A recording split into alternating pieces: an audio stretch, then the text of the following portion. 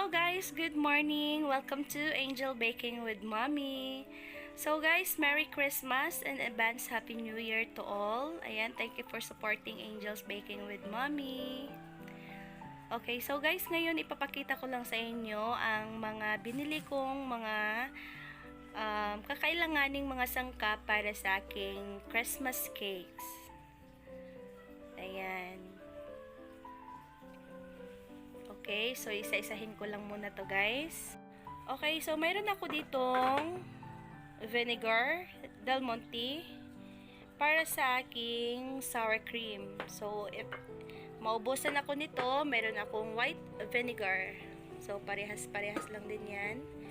Mayroon akong cherries para sa aking Black Forest cake. Of course, red food color para sa aking red velvet cake. Meron tayong evap milk dito. So, pag mayroon tayong full cream milk, mas better yon kasi wala nang stock. So, I have no choice. Meron akong butter, unsalted and salted butter para sa aking brownies and Black Forest and red velvet cake. Meron akong cupcake liner. So, yan, white color kasi wala nang brown color. And meron akong slice para sa aking pineapple cake, crush para sa aking pineapple carrot cake, cashew nuts para sa aking mga brownies toppings, condensed milk sa aking mga chocolate sauce, and of course, meron tayo ditong creamcheese decor para sa aking frosting. Ayan. And chocolate bar. It has two varieties. Meron tayo ditong white chocolates para sa ating ganache din. So, mga ilangan tayo ng mga white design na ganache. So, mayroon tayo. Prepare tayo dito. And, mayroon akong Nestle cream para sa ating red velvet. DLA. Blueberries para sa aking mousse blueberry cake. Panghanda sa aking Christmas colors. Mayroon tayo ditong colors. Macarons liner, cupcake liner. Ayan, Christmas. Of course, yellow color. This is liquid. And meron tayo ditong mga iba't ibang flavor ng ating condensed milk. May ube at tsaka chocolates. Okay, mayroon tayo cereals para sa aking decoration sa aking Black Forest cake. Mayroon tayo ditong cake flour, brown sugar, baking powder, baking soda, salt, cream of tartar. Ayan, mga importante yan. And of course, mayroon ako ditong eggs. Okay. So, yan.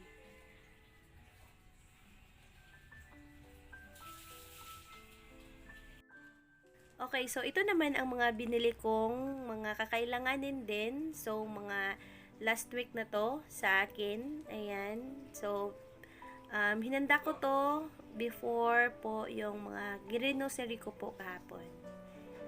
So, ayan. Meron ako ditong, of course, gelatin powder. So, ayan. So, Nox. Para sa ating sugar paste. Mga candies. Ayan. So, ayan. Ipapakita ko sa inyo later yung hinanda ko ring mga molder. And, of course, meron ako ditong desiccated coconut para sa aking macarons ingredients. Ayan. So, of course, meron akong fudge caramel. Ayan. Kung naalala nyo po, meron tayo ditong chocolate na flavor. So, ito naman, fudge na caramel flavor. So, ayan. Nakabili ako ng superb cocoa dahil walang Dutch ulit. So, ayan. Superb ulit ang gagamitin kong cocoa. Ayan. So, and then, meron akong powder sugar.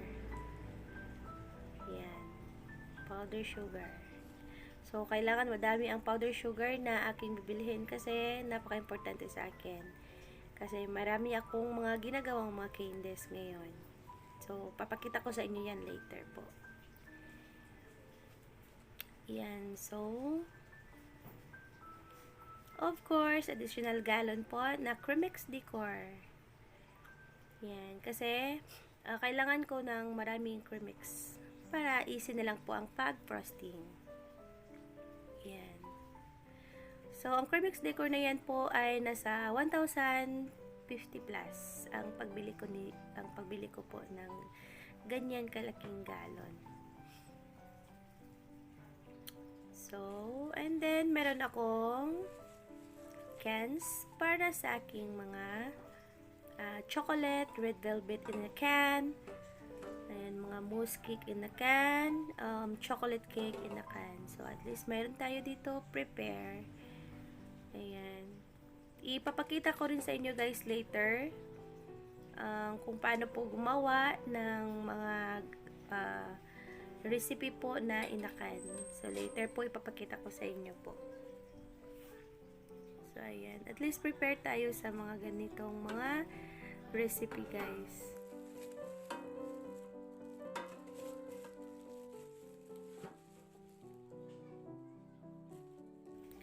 Okay, so dito naman tayo sa ating mga ribbon. Ayan, para sa ating mga cake boards. So, mayroon akong video about sa yung cake board, kung paano ko ninda. So, nangangailangan po tayo ng mga pang-cover na ribbon doon. So, of course, mayroon tayong B-rails na chocolates. Pwede din itong sa ating mga drip cakes. Sa, ayan, mga kakailanganing mga design para sa ating cakes. So, at least ready tayo guys. Pwede din yung pang lettering sa ating cakes. So, of course, para sa ating cake, mga design. So, if in case na kailangan tayo ng mga ganitong design, so at least prepare tayo. So, mabibili ito guys sa office supplies. Okay, so and then, meron tayo ditong maraming candles. Ayan. Kakailanganin natin yan. Para sa ating mga customized cakes. Sa ating mga ordinaries cake design.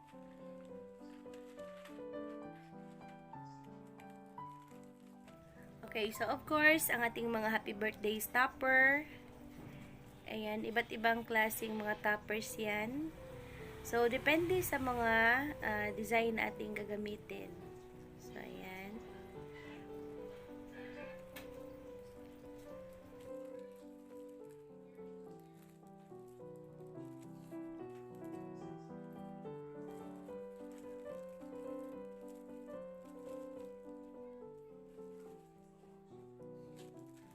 Okay, so then mayroon tayo ditong mga small happy birthday topper. Yung colorful design and mayroon tayong gold na color. So, best to guys yung mga customized and elegant na mga cake design. Yan. So, see, very cute po siya.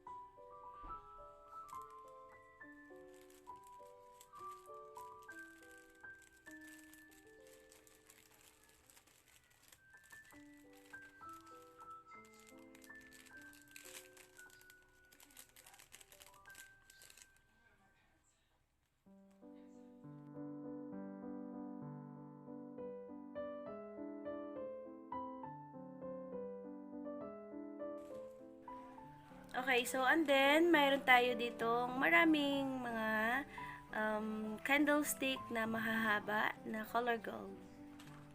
Ayan, so ito guys ang mga best na ginagamit ko para sa yung mga elegant na mga cake na design.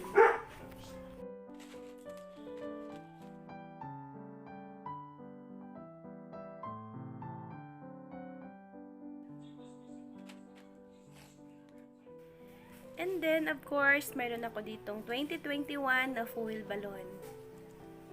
Ayan, so iba't ibang kulay yan guys. Mayroong pink, red, and gold.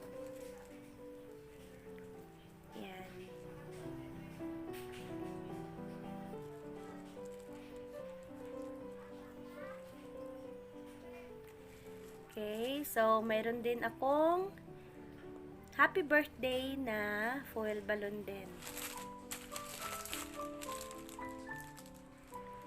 So, I have here also my happy birthday banner.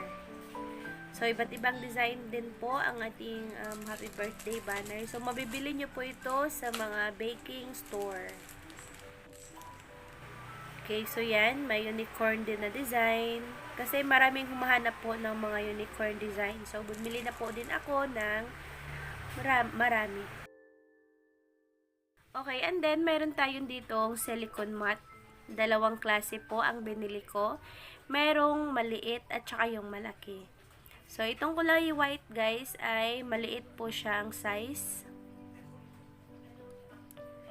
Yan, maliit po siya.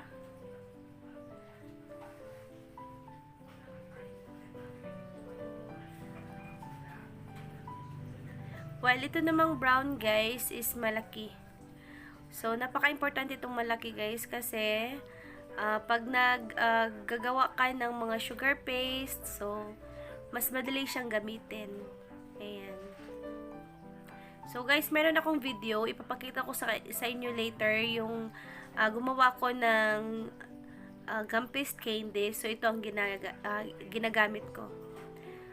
Ayan. Ipapakita ko sa inyo, guys, later yung mga pre-prepare ko ng mga candies para sa Pasko din. Yan. So, malaki to siya, guys. So, ang quality din niya is maganda siya, guys. So, very useful po sa mga pag-need po ng ating mga dough recipes and other mga recipes po na kakailanganin pong i-masahin. Okay? So, of course, mayroon tayo ditong mga silicone molders. Ayan. So, ito yung mga Christmas tree. Si reindeer at yung mga snowflakes na maliliit.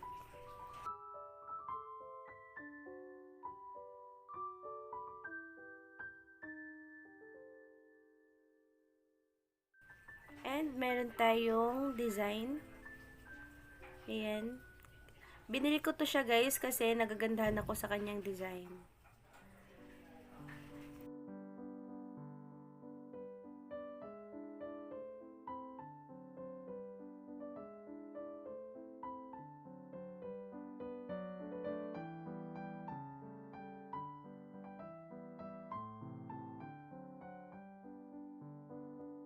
And tiny flowers, guys. So, ito yung mga maliliit na mga flower design. So, try natin to, guys, later kung paano ito gamitin.